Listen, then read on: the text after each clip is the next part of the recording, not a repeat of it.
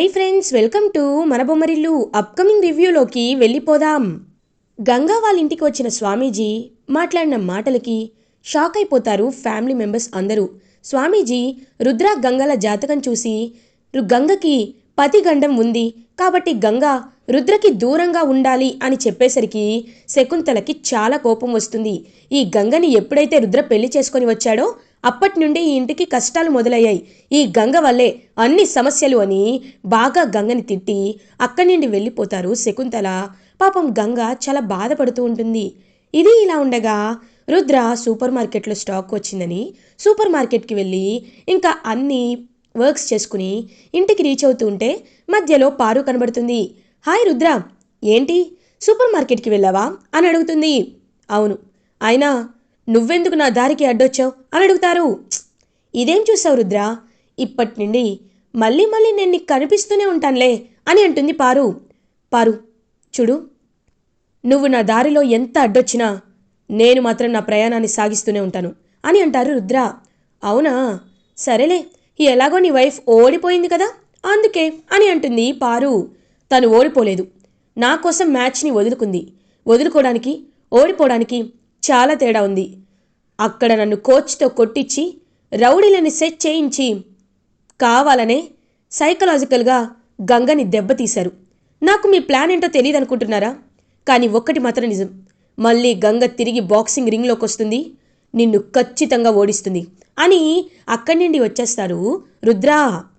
ఇది ఇలా ఉండగా గంగ తన రూమ్లో కూర్చొని స్వామీజీ చెప్పిన మాటల్ని గుర్తు చేసుకుంటూ చాలా బాధపడుతూ ఉంటే రుద్ర గంగా దగ్గరికి వస్తారు. గంగా అని 2 సార్లు పిలుస్తారు. అయినా గంగా ఇంకా రెస్పాండ్ అవ్వకుండా ఏదో ధ్యాసలో ఉంటుంది. గంగా, ఏంటి అలా ఉన్నావు, డల్గా ఉన్నావేంటి అని అడుగుతారు. అబ్బే ఏం లేదండి అని అంటుంది. ఏంటి కొత్తగా అండి, నువ్వు నన్ను సార్ అని పిలుస్తావు కదా. అవును, రేపు ఏదో స్పెషల్ చేస్తానన్నావు. గంగా, ఫీవర్ వచ్చిందా అని అడుగుతారు. లేదు సార్, నాకు ఎలాంటి ఫీవర్ రాలేదు. కానీ ఒకటి మాత్రం నిజం సార్, నేను ఖచ్చితంగా బాక్సింగ్ పోరాడాలి అనుకుంటున్నాను, బాక్సింగ్ చేయాలి అనుకుంటున్నాను. కానీ శకుంతల అత్తయ్యే నా మాటలు ఒప్పుకోవటం లేదు అని బాధపడుతూ ఉంటుంది. ఏం కాదు, పెద్దమ్మని నేను ఒప్పించాలన్నా నేనే మాట ఇవ్వడంతో ఎలా ఒప్పించాలో కూడా నాకు అర్థం కావటం లేదు. నువ్వేమీ బాధపడద్దు అని అలా ఇంక రుద్ర గంగని ఓదార్చి అలా నిద్రపోతాడనమాట. అప్పుడే కరెక్ట్గా గంగ శకుంతల దగ్గరికి వెళ్తుంది. శకుంతల దగ్గరికి వెళ్ళి శకుంతల వైపు చూస్తూ ఉంటుంది.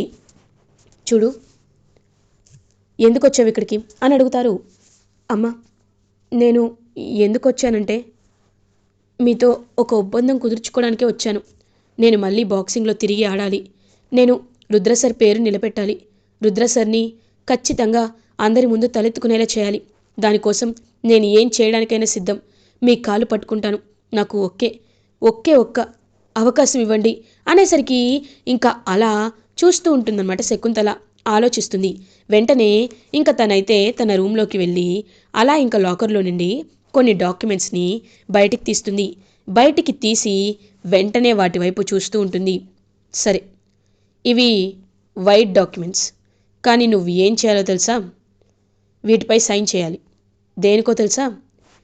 త్వరలో ఒక్కసారి బాక్సింగ్ పోటీలో అయిపోయిన తర్వాత, బాక్సింగ్ ఆట అయ్యి నువ్వు విన్నర్గా ఛాంపియన్గా నిలిచిన తర్వాత నువ్వు రుద్రాకి విడాకులు ఇవ్వాలి అని అంటుంది. ఒక్కసారిగా అలా షాక్లో ఉండిపోతుందన్నమాట గంగ. పాపం కుప్ప కూలిపోతుంది గంగ. గంగ మనసులో అగ్ని పర్వతాలు బద్దలవుతూ ఉంటాయి. ఇంకా గంగ ఏం మాట్లాడాలో అర్థం కాదు. చెప్పు, ఒకవేళ నువ్వు విడాకులు ఇస్తాను అన్నావనుకో, నేను హ్యాపీగా నీకు అడ్డు చెప్పను. నువ్వు బాక్సింగ్ ప్రాక్టీస్కి వెళ్ళొచ్చు, నీకు నచ్చితే గెలవచ్చు, లేకపోతే గెలవకపోవచ్చు. నాకదంతా అవసరం లేదు. రుద్రాకి నువ్వు ఛాంపియన్ అయిన తర్వాత ఇస్తావా, విడాకులు ఇస్తావా, లేకపోతే ఇప్పుడే నీ దారి నువ్వు చూసుకుంటావా అని అడుగుతారు. ఇంకా వెంటనే పాపం గంగ, ఇస్తానమ్మగారు, విడాకులు ఇస్తాను. నేను బాక్సింగ్ కోసం, ఆయన కోసం దేన్నైనా త్యాగం చేస్తాను అని కన్నీళ్ళు పెడుతూ ఇంకా డివోర్స్ పేపర్స్పై సైన్ చేస్తుందన్నమాట గంగ. వీటితో రుద్రకి ఎలా సంతకం చేయించాలో, ఎలా సైన్ చేయించాలో నాకు బాగా తెలుసు. నువ్వేమీ కంగారు పడక్కర్లేదు. ఇంక అలా రుద్ర దగ్గరికి వస్తుంది గంగ కన్నీళ్ళు తుడుచుకొని. గంగ అలా ఇంక పాపం రుద్ర కాళ్ళ దగ్గరే నిద్రపోతుంది. ఇది ఇలా ఉండగా మార్నింగ్ అవుతుంది. రుద్ర అలా నిద్రలేచి చూసేసరికి గంగ ఎక్కడ కనిపించదు. ఇదేంటి, తను ఈ పాటికి బాగా నిద్రపోతూ ఉండాలే, ఎక్కడ కనిపించట్లేదని అలా ఇంక చూసేసరికి గంగ ఇంటి బయట లాన్లో ప్రాక్టీస్ చేస్తూ ఉంటుంది. ఇంకా పుషప్స్ ఎక్సర్సైజెస్ అవన్నీ చేస్తూ ఉంటే ఒక్కసారిగా రుద్ర గంగాని చూసి షాక్ అయిపోతాడు. ఇదేంటి, నేను చూస్తుంది అంతా నిజమేనా, ఇలా గంగని ఎప్పుడు చూడలేదే అని గంగ దగ్గరికి వచ్చి, ఏంటి గంగ, ఏంటి, నేను చూస్తుంది నిజమేనా, నా కళ్ళు నన్ను మోసం చేస్తున్నాయా అని అడుగుతాడు. సార్, ఎందుకు సార్ ఆట పట్టిస్తారు, మీరు చూస్తుంది నిజమే, నేను ప్రాక్టీసింగ్ చేస్తున్నాను సార్ అని అంటుంది. నువ్వు ఎలాగో బాక్సింగ్లో పార్టీ చేయవు కదా, ఎందుకు ఇంక ప్రాక్టీస్ అని అడుగుతాడు. లేదు సార్, నేను శకుంతల అమ్మగారిని ఒప్పించాను, నేను ఖచ్చితంగా బాక్సింగ్లో ఛాంపియన్ అవుతాను, మీ పేరుని నిలబెడతాను, నేను కోరుకునేది అదే సార్ అని అంటుంది. నిజంగా గంగా, నువ్వు చెప్తుంది నిజమా, పెద్దమ్మ ఒప్పుకున్నారా, ఇదంతా చూస్తుంటే నాకు కలలా ఉంది, ఐఎమ్ వెరీ హ్యాపీ పెద్దమ్మ అని శకుంతల దగ్గరికి వెళ్తాడనమాట రుద్ర. వెళ్ళి, నాకు నిజంగా చాలా అంటే చాలా హ్యాపీగా ఉంది పెద్దమ్మ. అవును, ఎప్పుడు ఏ టైం వస్తే అది ఒప్పుకోవాలి కదా, తప్పదు కదా అని అంటుంది. ఇంకలా పాపం రుద్రని చూస్తూ గంగ చాలా బాధపడుతున్నా ఏమీ చేయలేక సైలెంట్గా ఉంటుందన్నమాట గంగ. సరే అయితే బయలుదేరదామని చెప్పి ఇంకా అలా రుద్ర గంగని బాక్సింగ్ తన దానికి తీసుకువెళ్ళి ఇంకా హ్యాపీగా తనకైతే అంతా నేర్పిస్తూ ఉంటాడు. అదంతా చూసి ఎంతో హ్యాపీగా గంగ నేర్చుకుంటుంది. ఒకవైపు పారు కూడా అలా బాక్సింగ్ అయితే చేస్తూ ఉంటుంది. గంగా మాత్రం రుద్రకి తన డివోర్స్ ఇవ్వబోతున్నాననే విషయాన్ని చెప్పకుండా దాచిపెట్టి తనలో తనే కోపంతో రగిలిపోతూ ఉంటుంది. ఇది ఇలా ఉండగా వీరు అటు ఇటు తిరుగుతూ ఆలోచిస్తూ ఉంటాడు. అసలు శకుంతల అత్తయ్య ఈ ఎందుకు ఒప్పుకుంది, ఏం చేసిందని, ఆ గంగ ఏం మాయ చేసిందని ఒప్పుకుంది, ఇలా జరగడం కరెక్ట్ కాదు కదా అని అటు ఇటు తిరుగుతూ ఆలోచిస్తుంటే ఇషిక ఏమో, బ్రో ఎందుకు బ్రో కంగారు పడుతున్నావు, ముందు తను పోటీల్లో గెలవాలి కదా, గెలిచి ఛాంపియన్ అవ్వాలి కదా, ఛాంపియన్ అయినప్పుడు సంగతి కదా అదంతా, ఇప్పుడెందుకు కంగారు పడ్డం అని అంటుంది. అది కూడా కరెక్టే, కాకపోతే ఒకటి, ఆ గంగ పట్టుదల గురించి నాకు తెలుసు, తను అనుకుంటే ఎలా అయినా ఏదైనా సాధిస్తుంది, అందుకే తన్ని మనం ఏదో ఒకటి చేయాలి, అది ఏంటో అర్థం కావటం లేదు అని అంటారు. అయ్యో అంతే కదా, నేనున్నాను కదా, తను రోజు ప్రాక్టీస్కి వెళ్తుంది, తిరిగి వచ్చేటప్పటికి తనకి ఫుల్గా పని అప్పచెప్పామనుకో, అప్పుడు తను ఏం చేయగలదు, ఏమీ చేయలేదు, పని చేయలేక తిట్లు తింటుంది, ఇటువైపేమో ప్రశాంతంగా ఉండలేక బాక్సింగ్కి వెళ్ళలేక సతమతమవుతుంది, నేను కోరుకునేది అదే కదా అని అంటుంది ఇషిక. అయితే నువ్వు తనకి పనులు చెప్పు, నేనేమో ఇలా చేస్తానని ఇంకా వీరు ఏమో తనతో మొత్తం వర్కౌట్స్ అన్నీ ఎక్కువ ఎక్కువ చేసేలా చేసి ఇటువైపు ఇషిక ఏమో ఫుల్ వర్క్స్ అయితే చెప్తూ ఉంటుంది. పాపం ఒకవైపు ఏమో దాన్ని, ఒకవైపు ఏమో దీన్ని, రెండింటిని చాలా బ్యాలెన్స్ చేస్తూ ఉంటుందన్నమాట గంగా. బ్యాలెన్స్ చేస్తూనే ఒకవైపు వాళ్ళు ఎంత కష్టపెట్టినా ఇంకొక వైపు మాత్రం తను చాలా నెమ్మదిగా అన్ని పనులు చేసుకొని బాక్సింగ్ ప్రాక్టీస్ చేస్తుంది. ఇది ఇలా ఉండగా విజయేంద్ర ప్రతాప్ అలా కొన్ని డాక్యుమెంట్స్ కోసం వస్తే అక్కడ క్లియర్గా ఇంకా డాక్యుమెంట్ని చూస్తాడు. ఆ డాక్యుమెంట్లో ఎంతో క్లియర్గా రాసి ఉంటుంది, గంగ రుద్రకి విడాకులు జరుగుతుంటే గంగ సైన్ చేసినట్టు. ఒక్కసారిగా షాక్ అయిపోతాడు. అంటే గంగ తన జీవితాన్ని త్యాగం చేయాలనుకుంటుందా, ఇది తప్పు, చాలా పెద్ద తప్పు అని ఇంకా ఆపడానికైతే బయలుదేరుతాడు. కానీ ఆపలేక లైక్ అకాడమీకి అయితే బయలుదేరుతాడు. అకాడమీలో ఎక్కడ తను కనబడదు. ఇదేంటి, గంగ ఎక్కడ కనిపించట్లేదు, గంగా గంగా అని వెతుకుతూ ఉంటే గంగ అలా వస్తుందన్నమాట. గంగ, ఏంటిది, ఏం చేస్తున్నావు నువ్వు, అయినా నువ్వు చేసేది కరెక్టా గంగా, ఎందుకు ఇలా చేస్తున్నావు, అంటే బాక్సింగ్ పోటీలో పాల్గొనడం కోసం నువ్వు రుద్రాన్ని దూరం చేసుకోవాలనుకుంటున్నావా, రుద్రాకే విడాకులు ఇవ్వాలి అనుకుంటున్నావా, ఇది తప్పు కదా అని అంటారు. ఒక్కసారిగా వెనకాల ఇదంతా వింటున్న రుద్ర షాక్లో ఉండిపోతాడు.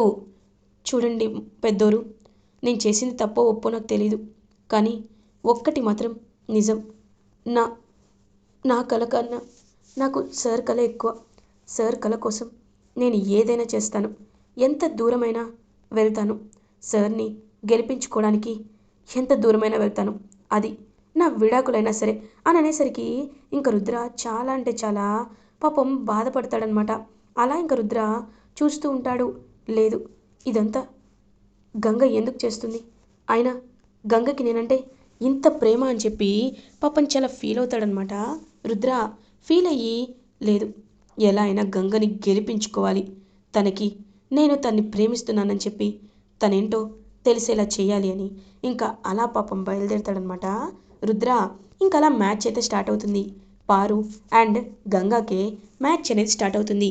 ఆ మ్యాచ్కి శకుంతల వాళ్ళు కూడా వస్తారు. ఇంకా అలా వాళ్ళందరి వైపు చూస్తూ ఉంటుందన్నమాట గంగా. మ్యాచ్లో గెలిస్తే నువ్వు వెంటనే విడాకులు ఇవ్వాలి అనే విషయాల్ని గుర్తు చేసుకుంటూ ఉంటుంది. అయినా పాపం ఏమీ మాట్లాడకుండా సైలెంట్గా ఉండిపోతుందన్నమాట గంగా. ఇంకా అలా అందరూ కలిసి క్లాప్స్ కొడుతూ ఉంటే పారుకి క్లాప్స్ కొడుతూ ఉంటారు ఇటువైపు శకుంతల. సో ఇద్దరు కలిసి ఫుల్గా డిఫెండ్ చేసుకుంటూ అటాక్ చేసుకుంటూ ఉంటే ఇంకా అటాకింగ్ డిఫెండింగ్లో క్లియర్గా గంగానే గెలుస్తుంది. పారుని చిత్తుగా ఓడించి గంగా విజయాన్ని సాధిస్తుంది. విజయాన్ని సాధించి అలా రుద్ర దగ్గరికి వచ్చి రుద్ర కాళ్ళకి నమస్కారం చేసి, సార్ నేను గెలిచాను సార్, నేను గెలిచాను అని చెప్పడంతో ఇంకా రుద్ర చాలా అంటే చాలా హ్యాపీగా ఫీల్ అవుతాడు. అలా ఇంకా శకుంతల గంగ వైపు చూస్తూ ఉంటుంది. ఇంకా వెంటనే విజయేంద్ర ప్రతాప్ అయితే శకుంతల వైపు చూస్తూ ఉంటాడు. ఏంటి శకుంతల అలా చూస్తున్నావేంటి? అయినా గంగ ఎలాంటిదో నీకు చెప్పాను కదా అని ఇంకా అలా చూసేసరికి ఒక్కసారిగా శకుంతల తన దగ్గరికి వెళ్ళి డివోర్స్ పేపర్స్ని చించేస్తుంది. ఏ రోజైతే ఆ రోజు బాబా వచ్చాడో అతను ఒక ఫేక్ బాబా అని విజయేంద్ర ప్రతాప్ ప్రూవ్ చేయడంతో ఇంకా అలా షాక్ అయిపోయిన తనైతే వెంటనే ఒక ఆలోచనకి వచ్చేస్తుంది. ఆలోచనకి వచ్చి, నేను తప్పు చేశాను, గంగ తన్ని తాను త్యాగం చేసుకోవడానికని సిద్ధమైంది, కానీ నేను మాత్రం తన్ని అర్థం చేసుకోకుండా విడాకులు అడిగించేలా చేశాను. లేదు, ఇది చాలా పెద్ద తప్పు అని పాపం గంగని సారీ అడిగి ఆ డివోర్స్ పేపర్స్ని చించేసి గంగా రుద్రాల్ని కలిపి ఇంటికి తీసుకువెళ్తారు శకుంతల. అదంతా చూస్తూ ఇరిటేటింగ్గా ఫీల్ అవుతారు రుద్ర వైపు వీరు అండ్ ఇషికా.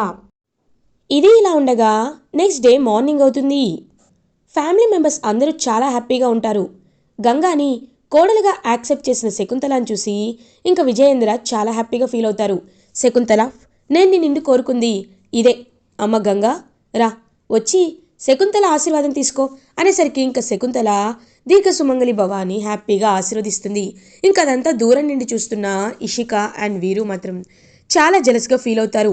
మనం ఏదైతే చూడకూడదు అనుకుంటున్నామో అదే చూడాల్సి వస్తుంది బ్రో, అసలు ఏం చేయాలో కూడా నాకైతే అర్థం కావట్లేదు అని ఇంకా ఇషిక అంటుంటే, ఏముంది, చూస్తూ ఉండడమే, కరెక్ట్గా ఒక టైం వస్తుంది కదా, ఆ టైంలో మనం ఏదో ఒకటి చేద్దాం అని వీరు వాళ్ళు ఆలోచిస్తూ ఉంటారు.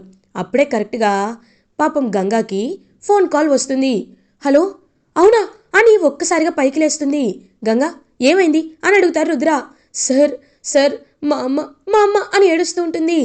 అత్తయ్య గారికి ఏమైంది అని అడుగుతారు. మా అమ్మ సడన్గా కళ్ళు తిరిగి పడిపోయిందంట సార్, మా నాన్న సీను అన్నయ్య హాస్పిటల్కి తీసుకువెళ్ళారంట, మనం వెళ్ళాలి సార్ అని చెప్పి గంగా అండ్ రుద్ర ఇద్దరు కలిసి హుటాహుటిన హాస్పిటల్కి బయలుదేరుతారు. ఇంకా లక్ష్మిని అలా ట్రీట్మెంట్ ఇస్తూ ఉంటారనమాట డాక్టర్స్. ఇంకా డాక్టర్ని కనుక్కుంటాడు రుద్ర. డాక్టర్, ఆవిడకి ఏమైంది అని అడుగుతారు. తనకి ఇంతకు ముందే చాలా హెల్త్ ఇష్యూస్ ఉన్నాయని తెలుస్తోంది, అవి బాగా సివియర్ అయిపోయాయి, మెడిసిన్స్ కరెక్ట్గా వాడకపోవడంతో సివియర్ అయ్యాయి, కాబట్టి మీరు త్వరగా ఆపరేషన్కి అమౌంట్ అనేది రెడీ చేసుకోండి, ఇప్పుడు ఆవిడకి సర్జరీ చేయకపోతే ఆవిడ ఇంకా డేంజర్ లెవెల్లోకి వెళ్తుంది అని డాక్టర్ చెప్తారు. డాక్టర్, ఎంత అని అడుగుతుంది గంగా. 5 lakhs అని అంటారు. ఒక్కసారిగా గంగ షాక్ అయిపోతుంది. ఇప్పుడేం చేయాలి, నా దగ్గర అంత డబ్బులు లేవే అని ఏడుస్తూ ఉంటే, గంగా, నీ డబ్బులు నా డబ్బులు వేర్వేరా, అయినా నీ విషయంలో నేను ఎందుకు తప్పు చేస్తాను, ఖచ్చితంగా ఆ డబ్బులు నేను ఇస్తాను, ఇప్పుడే అకౌంటెంట్కి కాల్ చేస్తానని ఇంకా అలా అకౌంటెంట్కి కాల్ చేసి వెంటనే వాళ్ళకైతే అమౌంట్ అయితే తీసుకొస్తాడనమాట రుద్ర. అమౌంట్ తీసుకొచ్చి పే చేసేసరికి పాపం గంగ రుద్ర వైపు అభిమానంగా చూస్తూ ఉంటుంది. సార్, ఇవేమి నేను ఊరికే తీసుకోను సార్, ఖచ్చితంగా మీకు మళ్ళీ డబ్బులు ఇస్తాను అని అంటుంది. నీ ఆత్మాభిమానానికి ఏమనాలో నాకైతే అర్థం కావట్లేదు, సరే ఇద్దులే, ముందు ట్రీట్మెంట్ జరగనివ్వు అని ఇంకా అలా గంగారుద్ర ఇద్దరు వెయిట్ చేస్తూ ఉంటే అలా డాక్టర్స్ అయితే సర్జరీ చేస్తారు. కంప్లీట్ అయి బయటకు వచ్చాక షీఈస్ పర్ఫెక్ట్లీ ఆల్ రైట్, ఇప్పుడు తనకున్న సమస్య చాలా వరకు మిటిగేట్ అవుతుంది అని ఇంకా అలా హ్యాపీగా వచ్చేసేసరికి ఎంతో హ్యాపీగా ఫీల్ అవుతుంది గంగ. అలా ఇంకా స్పృహలోకి వచ్చిన లక్ష్మి దగ్గరికి వెళ్తారు. అమ్మా, నీకు ఇంకే ప్రమాదం లేదంట, డాక్టర్ గారు నీకు సర్జరీ చేశారు అని అంటుంది. నిజంగా చాలా సంతోషంగా ఉంది బాబు, మీరు మా దృష్టిలో దేవుళ్ళు లాంటి వారు బాబు అని అంటుంది. అయ్యో అత్తయ్య గారు, మీరు నన్ను దేవుణ్ణి చేయొద్దు, మనిషికి మనిషి సహాయం చేసుకోవాలి కదా. సరే, నేను బయలుదేరుతాను. గంగా, అత్తయ్య గారిని డిశ్చార్జ్ చేయండి, నేను క్యాబ్ బుక్ చేస్తాను, క్యాబ్లో ఇంటికి వెళ్ళండి, సరేనా? నాకు అర్జెంట్ వర్క్ ఉందని చెప్పి ఇంకా అలా గంగా అని చెప్పేసి రుద్ర వెళ్ళిపోతే ఇంకా గంగ పాపం అభిమానంగా రుద్ర వైపు చూస్తూ ఉండిపోతుంది. ఇలా ఎపిసోడ్ ఎండ్ అవుతుంది. ఫర్దర్ ఎపిసోడ్ రివ్యూస్ ముందుగా మీకు కావాలి అనుకుంటే మా ఛానల్ని సబ్స్క్రైబ్ చేసుకోండి. Thanks for watching.